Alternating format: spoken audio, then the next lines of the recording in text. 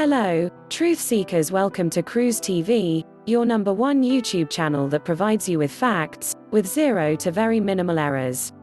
Today's video talks about taking perfume on airplanes, how much you can bring, and where and how you should pack perfume when flying. The same rules apply to parfum or any type of liquid scent or fragrance. We'll just use the generic term perfume. Let's get right through ASAP. Long flights, sweaty bus rides, and tropical climates will make you longing for a shower, but that's not always possible while traveling. A smarter option would be to take your favorite perfume with you to avoid some embarrassment. We'll tell you everything you need to know about bringing perfume and cologne on planes in today's video. We'll also teach you how to properly pack perfume to avoid spills, let you know why it's a smarter choice to pack perfume inside of hand luggage, and teach you everything about duty-free perfume. If your perfume bottle is larger than 3.4 ounces, then you won't be able to take it in hand luggage. But you can pack perfume in checked baggage. Perfume is not considered an aerosol but is flammable and considered a hazardous material by the Transportation Security Administration.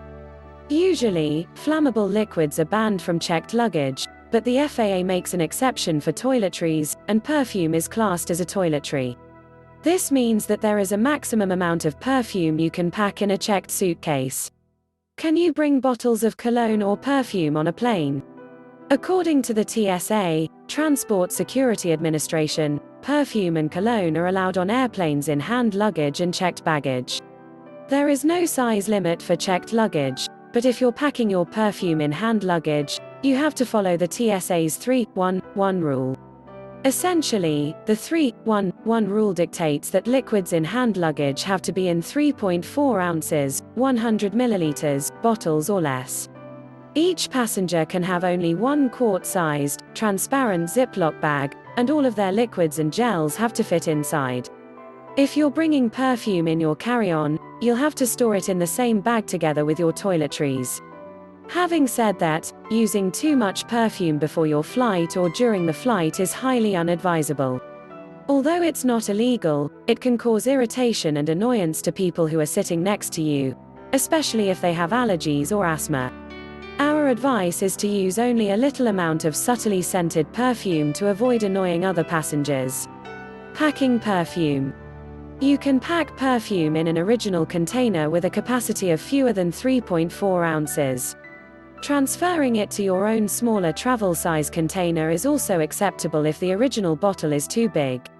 To get the most out of your carry-on, pack liquid toiletries such as perfume in a bag separate from solid toiletries, like bars of soap and solid deodorants. Duty-free perfume. When it comes to perfume, the only way around the 3-1-1 rule is to purchase it at a duty-free shop located within the airport. Duty-free liquids greater than 3.4 ounces are allowed in your carry-on, or on your person, as long as they are packaged by the retailer in secure, tamper-evident bags. You must also have the receipt to show that you purchased within the last 48 hours. How much perfume can you take on a plane? Perfume is treated as a regular liquid, so the normal rules for liquids on flights apply. If you're placing perfume in your hand luggage, you can fit around 7 to 12 3.4 ounces, 100 milliliters, bottles in your single quart-sized bag. But if you're placing them inside your checked baggage, there aren't any limits set in stone. You could bring any amount you'd like. Having said that, if you bring too many bottles, you might have to pay a duty tax. That extra tax is regardless of whether it's duty-free or not. Whenever you're traveling internationally, you have to go through the customs as well, not only security. If they see that you're carrying an amount that's not intended for personal use, they'll ask you to pay a duty tax. For example, for the US, the customs duty is calculated as follows. Depending on where you're flying from, you can import $200, $800, or $1,600 worth of merchandise for personal use, for instance, perfume. Anything over that has to be taxed. For perfumes, the import tax is quite high. For non-alcoholic perfumes, it's 20%, and for perfumes containing alcohol, it's 75%. Also, you should always keep receipts when you're traveling with perfume. For instance, if you bring 3 expensive perfumes on your vacation which you've bought in the US, the customs agents could ask you to pay customs duty if you don't provide the appropriate receipts. They base this on the assumption that you've purchased them during your vacation. Should you pack perfume in checked luggage or hand luggage? We always recommend that you pack perfume in hand luggage instead of checked luggage, and there's a good reason why we suggest this. Perfume is usually pretty expensive, and expensive items tend to get lost from checked luggage. Especially if you're flying through third world countries. Even if your perfume doesn't get stolen, it could get damaged, because checked bags are known to get thrown around quite a bit by the baggage handlers. When it comes to hand luggage, perfume is limited to 3.4 ounces containers, and they usually don't come in containers that are larger than that. That means meeting this rule shouldn't be too hard. You should pack your perfume in checked luggage only if it's in a container larger than that. Having known this, how can you pack perfume in luggage to avoid spills and damage? If you have any small test samples of perfume, the best chance to use them is on vacation because the small test vial is usually made out of plastic and won't spill. If you have any of these small, plastic vials lying around the house, it may be a good idea to fill up one with your favorite perfume. They're useful when you're bringing perfume for personal use during the vacation. One small bottle should easily last you a few weeks, which is more than enough for a vacation. But if you're bringing perfume in the original glass bottle, it's important to pack your perfume properly, both in checked luggage and carry-on. If you don't do that, you might find that it spills or leaks inside of your luggage. It's likely to ruin all of your clothes, electronics, foods, and everything that will smell like your perfume. The smell is almost impossible to get out, so you better pack well. Here's how you do it. 1. First of all, ensure that your perfume bottle is sealed properly. 2. Put each perfume bottle inside a separate Ziploc bag and seal it tightly. Some prefer to keep their perfume in 2 Ziploc bags for additional security. A nice trick for ensuring a proper seal is to suck the air out of the Ziploc bag with your mouth to ensure vacuum-like conditions.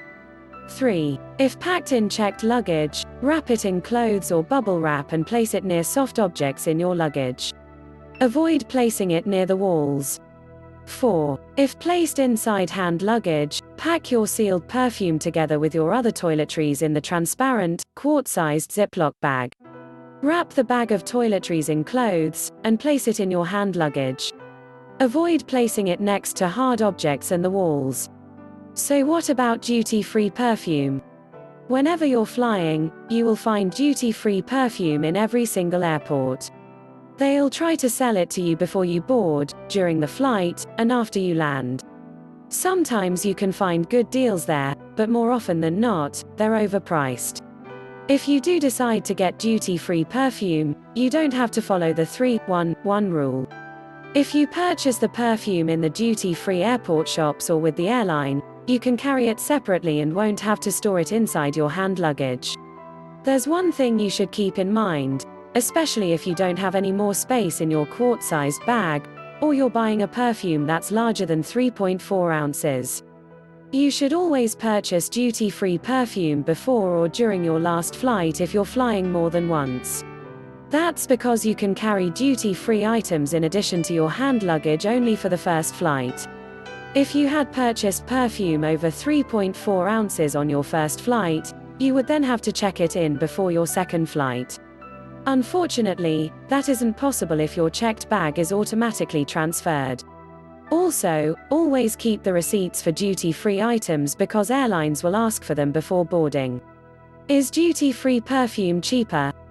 The real answer is that duty-free perfume isn't always cheaper. Although duty-free tobacco and alcohol are cheaper, you will likely find that most other items aren't. Occasionally, you can find good deals, but you have to do some thorough research. It helps to have your phone handy to search. Of course, you won't be able to do that during a flight, so if you want to get duty-free perfume from airlines, it may be worth it to look up their perfume prices on their website before the flight. Truth seekers, if you are experienced with some of these duty-free, kindly enlighten us in the comment section, and we would be grateful for your contributions. Can you use your perfume during the flight? You're allowed to bring perfume onto your flight, so you might want to apply it while you're in the air. While this isn't technically against the rules, you might want to reconsider before you whip out of your bottle. Put yourself in the position of others around you on the flight. Imagine one of them takes a bottle of cologne or perfume out and starts spraying themselves. What if you can't stand the way it smells? Or what if you find out that day that you're allergic to one of the ingredients? You can't exactly open a window to air the plane out. It's very common for people with asthma to have severe reactions to perfume.